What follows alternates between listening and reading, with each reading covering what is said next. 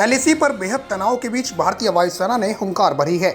एक तरफ चीन जहां लगातार गलवान घाटी पर अपना दावा ठोंक रहा है, तो दूसरी तरफ भारतीय वायुसेना प्रमुख आरकेएस भदौरिया ने चीन को चेतावनी दी है कि अगर उसने कोई भी नापाक हरकत करने की कोशिश की तो भारत मुंहतोड़ जवाब देने में सक्षम है।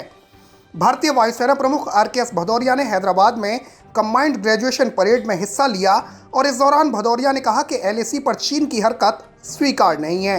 उन्होंने कहा कि ये बहुत स्पष्ट होना चाहिए कि हम किसी भी आकस्मिकता का जवाब देने के लिए अच्छी तरह से तैयार और उपयुक्त रूप से तैनात हैं।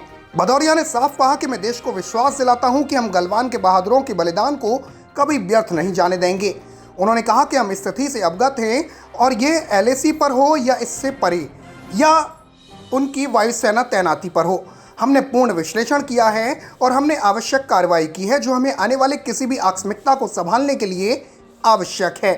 चीन के सैनिकों के कायराना तरीके से किए गए हमले में शहीद हुए जवानों को श्रद्धांजलि देते हुए उन्होंने कहा कि मेरे साथ उन बहादुर लोगों को श्रद्धांजलि देने में शामिल हों जिन्होंने गलवान घाटी में एलएसी का बचाव करते हुए बलिदान दिया था और अत्यधिक चुनौतीपूर्ण स्थिति में उन शहीदों ने भारत की संप्रभुता की रक्षा करके हमारे संकल्प का प्रदर्शन किया है।